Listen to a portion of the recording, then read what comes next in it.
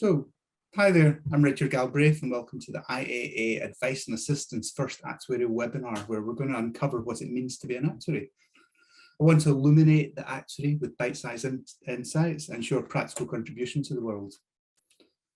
I'm the chair of the Advice and Assistance Committee, and the Advice and Assistance Committee looks to support the development of the actuarial profession around the world, especially in places where it's not as developed yet. We hope to achieve these with a few short webinars to explore topics such as the actuarial value proposition, which we're going to do today, and think about the tools we use to solve business problems, using professionalism, and how actuaries are great communicators of sometimes really technical content, but we make it simple for people to understand. We also want to interview actuaries from around the world to give a glimpse of what actuaries have the opportunity to be. In order to illuminate actuaries and make us accessible, we need to start with a framework. We're calling this the actuarial value proposition. I've invited along Jules and Lesley to discuss this with me. Lesley's chairing our session today, and Jules is my go-to expert in anything actuarial. Lesley, over to you to kick us off on our topic today. Thank you, Richard. So today, Jules and I will be chatting through a little bit more detail in the paper that we wrote for the Berlin ICA. Just to give you a little bit background to us, I have been recruiting actuaries in the international market for more than 25 years, so longer than I care to remember. And Jules is a very long-standing actuary and educator with involvement in capacity building with the International Actuarial Association as well. So we came together over many years to do a lot of research in this field. And so the process this afternoon is going to be to ask Jules to maybe set up a background to the AVP that we came up with for that particular paper, present that, and we'll go through a number of questions and answers to unpack what that all might mean to you. Thank you, Jules. Well, thank you, Lesley, and thank you, Richard, for the introduction. I want to start off by doing two things. I want to sort of get your attention by giving you a couple of quotes to consider, and then I'll talk about the actuarial value proposition. The two quotes happen to both be from the famous English actuary Reddington, but the first one is, an actuary who is only an actuary is not an actuary. I just suggest you stop and think about that for a minute, because actuaries rate in that short sentence 3 times with different purposes. The second quote is, the actuary's danger may lie in being in a too close preoccupation with his particular techniques. It is not the tools he uses which make a great craftsman. It's the way he feels and thinks. And again, I'd just invite you to sit and think about that a little bit, particularly a bit about the tools versus the use of the tools and the outputs that those tools generate. In terms of the actuarial value proposition, this is something that, as Lesley said, we came up with in our 2018 paper. And the thesis behind this is that the profession and actuaries within it need to know where they're going so that you can have appropriate education, both initial and ongoing. So we need a target to work towards. And that's what the actuarial value proposition is from a very pragmatic point of view. So it comes in 3 parts. The actuarial value is delivered when the recipient of actuarial services, when that recipient ticks 3 boxes, if you like. But note this is in terms of the recipient's assessment, not in terms of the deliverer's assessment. The first of those boxes is their reasonable expectations are met with unbiased advice on events that lead to uncertain outcomes. So there's 3 key words in there.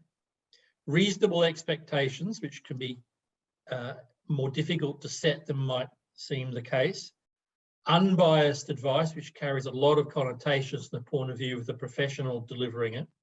And you're focused on future events with uncertain outcomes. So that gives you some context. First point.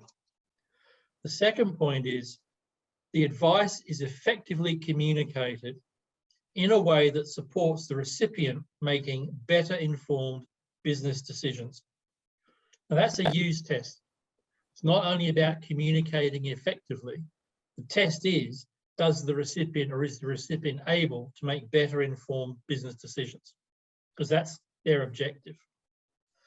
The third part is that the recipient has confidence that the advice provided has been arrived at by service providers, namely actuaries, with sufficient education and experience to provide that advice and who are bound by a code of professional conduct. In other words, it's all about trust. Trust in the profession, trust in the individual from the profession providing the advice. Now, I will just make one quick comment, if I may, Lesley, which is, if I look at those 3 points, the first one, reasonable expectations and unbiased advice, that's where actuaries use all their technical tools and modelling and so on to generate results and outcomes and sensitivities and so on.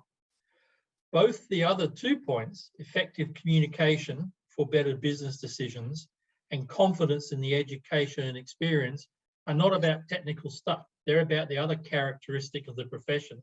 And they, I will suggest to you, are what set us apart from being, quote, a mere techie, unquote. So they're important. Lesley, perhaps I should hand back to you now. Yeah, thank you. There's a few areas there that perhaps we can delve a little bit more deeply into. First of all, you mentioned there about the actuarial value proposition being proved by the recipient being happy with the outcome, being content with the outcome, or satisfied with the outcome. Who do you perceive as being recipients of actuarial advice, both now and going forward into the future? Well, I'm come at this from a consulting background. So in my mind, the recipient of my advice is the client. So the client in practice is either going to be the consultant's client, as a paying agreement in place, and then you will have a scope, and that scope will define what the objects of the task are and are not, with limitations. If I'm an employee, then my client is my boss, primarily, unless I'm doing a job on secondment to someone. But essentially, as an employee, my client is my employer. So I think it's fairly clear cut, but I would have to add, it does put some responsibility on the client, the recipient of the advice. We are asking them to make an assessment, and it's not necessarily, although hopefully, going to be the assessor we think they should make. There's quite a lot of discussion over the years of actuaries moving into wider fields, which would necessitate a new type of recipient of those services to be found or to be talked to, which leads into your point with regards to communication skills. How transferable do you think the actuarial skill set is into different domains, and what do you think that actuaries need to do to ensure that they can satisfy that different bucket of recipients? My personal view is that actuarial skills are very transferable, but they are skills that need to be put in, again, in a language that the recipient will understand and speaks to them in their language. So I mean, I won't go into a long explanation here, but it's not things like, I can do a valuation. That's not going to interest someone who's not understanding what valuations are. But the skills that go into doing that evaluation, like setting best estimates or data analysis or task management, choice of models, those are skills that resonate with everybody. So partly is how our attitude changes, and that's all encapsulated in the language where we want to say that we're communicating to recipients. We need to say in a language they understand, in their language. So we have to do the translation from actuarial ease, which we're all familiar with. And we have to go to the recipient and look at their business and their objectives and the language they might use. So banks, for example, to pick a close to home one. And we have to make sure that we translate our words into their words. And we have to breed an atmosphere in doing that where it's clear we are doing that translation for them, And it's also clear that they can ask questions, so they can come back and say, I don't get what you mean by that word. Can you go back and do it again? So it does come down to that confidence. The third point, the confidence in the advice and the trust that sits behind it. So it's important to establish a good relationship so that you can have that to and fro process, as opposed to it being tablets delivered from on high. Richard, I think you've been involved a little bit in coaching and developing teams. And perhaps you'd like to comment on how an actuary can enhance these skills, maybe particularly if they want to go into broader fields, but also sort of within the insurance field as well. And what's been your experience? There's a number of great points coming out here already, and I'm going to get into that coaching concept in a minute, because one of the things I like to do is think where the client is. Who are we doing this for? And at the end of the day, for me, this often comes back to the customer, the public, looking after them. Although the actuary doesn't always know, the public doesn't always know who the actuary is, there's a trust there in bringing out your points in professionalism, communication. Thinking about the coaching points, for me, it's actually allowing us to think. If we think about what we're trying to do, we actually sort of can come up with better answers. We can frame it better. And again, this comes back to the communication. This is not just about building a model, turning a handle, coming up with a number. We need to take it to the next level. What does that number actually say?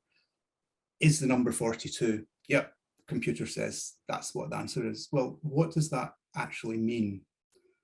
And actually thinking about the communication and coaching actuaries to think more widely.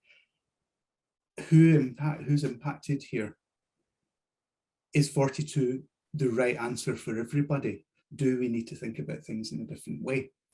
So the way that I come at it is I want to sort of help actuaries develop that thinking ability and the communication and the framing that Jules and Lesley were talking about there. Can I add a point to that, which has just crossed my mind?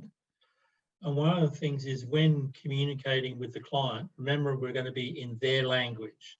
But the other thing is, we need, as the experts, to prioritize what we say. We need to tell them what the major points are, and then all the other stuff is ancillary. But we need to avoid doing a mind dump, because they're not going to follow. There's going to be too much information too quickly. It's not because they're silly. So one of the key aspects of the communication bit is, from the actuary, to be quite clear on what his 3 to 5 major points are and get them across clearly, and then to come back later and embellish each one as it's appropriate. That is a skill that sometimes we're not as good at as we would like. But it is only a matter of practice. And if you say to yourself at the end of each job or each page you turn in a book or whatever it turns out to be, what are the key points coming out from that? After a while, it comes out naturally. I think that's a great point, Jules. Somebody said to me a while ago about actuaries, it's not just about doing the numbers or taking that, it's about the synthesis of information and actually being able to frame that in the right way, putting the right perspective for that end user. Because the end user, whether that be sort of the public, whether it be one of our clients, they're going to take a piece of information, look at it at face value, trust what it is, and apply it as they think it should be applied. So we need to be exceptionally clear. And I actually think people say actuaries aren't great communicators. We are. We just communicate really difficult stuff at times, and we need to think about how that lands. Some really good points there, and I think maybe some people might be sort of wondering how they're going to develop these skills if they feel that they are lacking in a certain way. And you and I, Jules, have done some work on CPD. Perhaps you could talk us through a little bit about your views on how CPD can dovetail into the development of the future actuaries, we'll call them. Yeah, so CPD is continuing professional development, and different people have different views on it. But it's a necessary thing because the world's changing, we have to change with it. So my first comment on how do we develop those skills is that we need individually to decide that we do need to do that. So you got to, again, goes back to setting a target. Then you need to be taking incremental steps toward that target, because unless I've missed something, there's no magic pill you can go out and buy and suddenly you become a much better or succinct communicator than you were. So my first point on is set a target. The second point is it's going to take practice. So get used to it. And as with a broader spectrum of CPD, what I think you should do is you need to find someone to support you so that you, as you're doing your CPD, can bounce ideas off them and so on. No, so not necessarily a mentor, just the peer with whom you have a trusting relationship, and you can say to them, I think I should do this, or I think I should do that. And, or you can say, well, I'd like to practice communicating a result. So it'd be a bit like an actuarial version of Toastmasters. But you do need, particularly for the communication stuff, I think both in writing and orally, it is about practice and getting some tips from people and working out, what works and what doesn't. If you have a client who says this was a really good report, you go back and look at it and go, so what did I do in that report that I didn't do in the other one? And maybe it's I used shorter words, or I had shorter sentences, or who knows what it is. So you need to be alert and observing and practicing. But I think the key advice I would have on that is find someone who you can practice with, because making a presentation to yourself is a very different thing than making exactly the same presentation to one or more other people. Can I add a point in there as well, Jules? You made me think there, because you talked about professionalism earlier. We've got our codes of conduct, and actually within the IAA and the profession, we have sort of actuarial practice standards. And those are actually very key with what you're saying as well here, because we have sort of peer review. And what you're talking about, there's the ongoing professional development, and that's part of it. And there's a very important point there about the education, making sure we're competent, we can explain what we need to explain. But there's also that peer review. If you use a metaphor, thinking about a great book, that's been through 1,000 pairs of eyes. And I'm not saying that the advice that we give goes through 1,000 pairs of eyes, but if you actually present a report or reading or writing that and put that in front of somebody else, does this make sense? Does this get the point across that I'm trying to get it across? Am I hitting the points here? And that's where that sort of peer review and practice comes in as well. Yeah, peer review in the broadest sense of the term, but the real question you're asking is, did the message you received match the one I thought I sent? That's the test. And without practice, it's very difficult to know how that lands. Oh, and everybody gets it wrong some of the time, but if your objective is to sound out the recipient, you'll start thinking about it from the point of view of, well, if I was receiving the message the words I'm sending, have I actually got it right? Or do I need to stop and think about it a bit more clearly? And sometimes it is just a matter of, particularly orally, just stopping and getting your thoughts in order and prioritizing the one or two key points you want to make, and not making the other ones until later. Thank you. Well, today was an introduction to a series of webinars that we're going to be doing. Today was a skim through some of the concepts and ideas that we'd like to share, and I'll just hand back to Richard to chat through the rest of our series and what we're expecting to be able to present to you. Thank you, Lesley.